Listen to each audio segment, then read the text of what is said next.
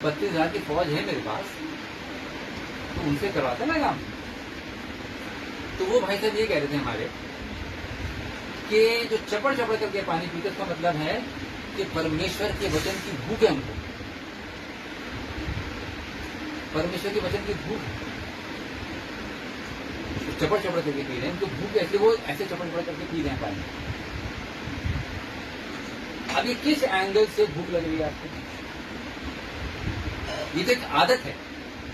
कितने तो वो खाते पीते ही ऐसे हैं। हाँ, कुछ लोग हैं जो मुंह से आवाज निकाल के खाते हैं, उनकी आदत है। कुछ लोग मुंह बंद करके खाते हैं, वो आवाज नहीं निकालते मुंह से।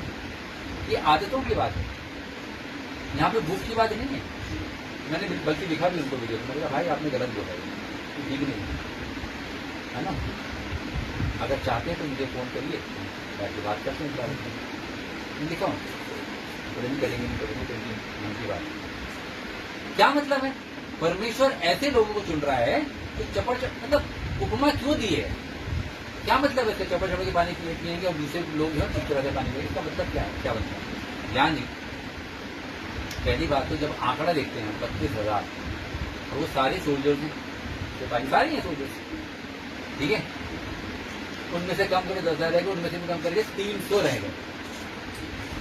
अब परमेश्वर कह रहा है कि मैं इन 300 से, जो 300 लोग हैं, इनसे लड़ाई जितवाऊंगा तुमको। क्या कहना मांग रहा है परमेश्वर? क्या जताना मांग रहा है परमेश्वर? क्या समझ में आता है इस कहानी से? आगे पूरी पढ़ लीजिएगा, है ना। इससे समझ में क्या आता है? इससे हमको सीखने को क्या मिलता है? बाइबल में क्यों है ये एपिसोड, क्यों रखा है इसको बाइबल के अंदर? कोई मकसद तो होगा। परमेश्वर का वचन है, परमेश्वर तुमसे मुखातिब हो रहा है, उनको बता रहे कि ऐसे करो ऐसे करो ऐसे करो, क्यों? कोई मकसद तो होगा।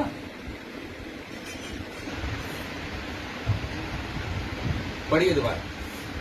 इसलिए कहते हैं जब हम पढ़ें, पहली बात तो प्रार्थना करके पढ़ें, और दूसरी बात जब पढ़ें एक एक अक्षर को ध्यान से पढ़ें। ये तो मैं पढ़ चुकी हूँ, मगर मुझे इतनी गहराई से समझ नहीं आया। अभी समझेंगे, मैं तो दूसरा राजा पढ़ रही हूँ, मगर आगे इससे इतना ठीक है। क्या लिखा है? पहली आयत जो मैंने पढ़ी, दूसरी आयत जो है उसमें क्या लिखा है? आप पढ़ते दोबारा, अब समझ में आएगा। तब यहोवा ने गिदोन से कहा, जो लोग तेरे संग हैं वे इतने हैं कि मैं मिद्यानियों को उनके हाथ नहीं कर सकता। क्यों भाई? परमेश्वर सब कुछ कर सकता है, मगर परमेश्वर क्या कह रहा है कि वे तेरे संग जो लोग इतने हैं, बहुत हैं।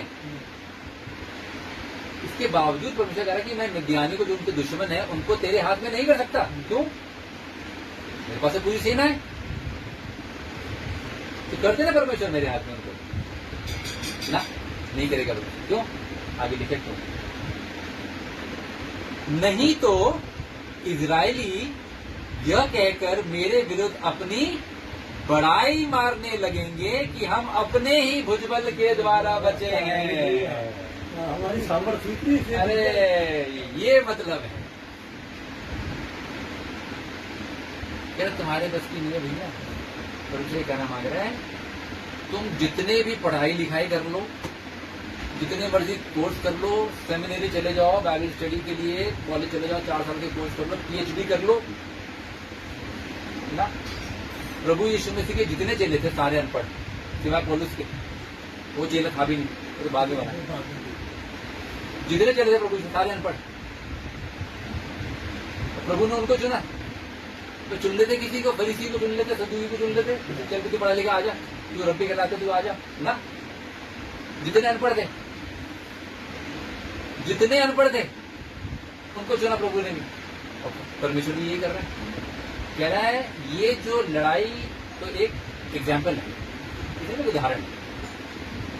कह रहा है मैं जितवाऊंगा तुमको, मगर तुम्हारी वजह से कि मैं जितवाऊंगा। परमेश्वर क्या कहता है? मेरी सामने। परमेश्वर कहता है कि मैं जलन रखने वाला परमेश्वर, यानी कि सारी महिमा, जितनी महिमा, जितना जलाल इस दुनिया में है, वो सब मेरा है, मुझे मिलना चाहिए। जितनी इज्जत है दुनिया में, वो सब मुझे मिलनी चाहिए, किसी और को नहीं,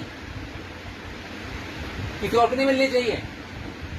तो मैं 300 लोगों से तुझे लड़ाई जितवाऊंगा। क्यों? कैसे लोग हैं? जिनको पानी पीना तक नहीं आता तमीज से। ये ऐसे लोग हैं, इनको बाकी तो छोड़ दो काम, इनको पानी पीने में तमीज से नहीं आता। अच्छा बिल्कुल जाहिल है ये, बिल्कुल वो है ये, इनसे जितवाऊंगा और उनको शर्मसार करूंगा जो अपने आप को समझते ना सूरवीर, उनको शर्मसार करवाऊंगा। नॉट बिकॉज ऑफ यू, तुम्हारी वजह नहीं जीते हम, ये परमेश्वर की वजह से जीते हैं, ये कहने पे मजबूर कराऊंगा तुम्हें। कहाँ 300 कहाँ पूरी फौज। परमेश्वर जो भी करता है उसके पीछे एक मकसद है। देखिए बहुत बार हम कोशिश करते हैं कि हम बहुत नम्र बने, हलीम बने, हम बहुत हम्बल बने, कोशिश करते हैं, मगर हमारी जो दुनिया है ना आसपास हमें होने नहीं देते। हमको पता भी नहीं लगेगा कब हम अपने आप पर घमंड कर रहे हैं। हम रियलाइज भी नहीं करेंगे कि हम अहंकार की बातें कर रहे हैं। ये पढ़ेंगे ना याद आ जाएगा कि ना मैं गलत हूं।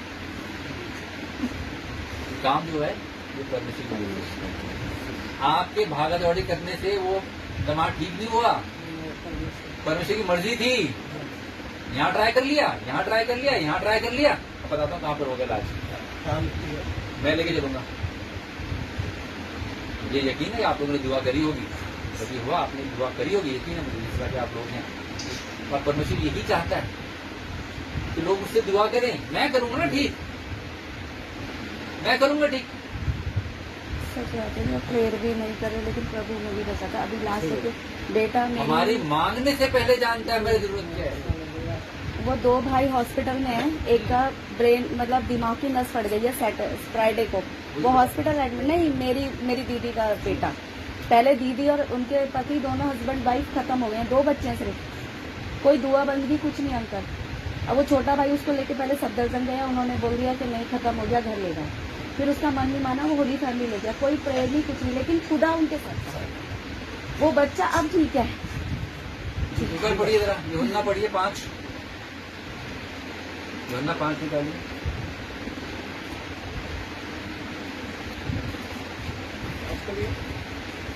पहले से पढ़ लो, जोर से पढ़ लो। इन बातों के पीछे यहूदियों का एक पर्व हुआ और यीशु यरूशलेम को गया। अब यीशु यरूशलेम को गया। अब परमेश्वर का बेटा है, कहीं भी जाता है, कुछ भी करता है, कोई मकसद है उसके पीछे, ऐसे ही नहीं चला गया यरूशलेम। पढ़िए आगे दूसरे आगे। यरूशलेम में भेड़ फाटक के पास एक कुंड है जो इब्रानी भाषा में बेत सदा कहलाता है और ऊंचे 5 उसके 5 ओसारे हैं। इनमें बहुत से बीमार, अंधे, लंगड़े और सूखे अंग वाले पानी के हिलने की आशा में पड़े रहते थे, क्योंकि नियुक्त समय पर परमेश्वर के स्वर्गदूत कुंड में उतरकर पानी को हिलाया करते थे। पानी हिलते ही जो कोई पहले उतरता वह चंगा हो जाता था, चाहे उसकी कोई बीमारी क्यों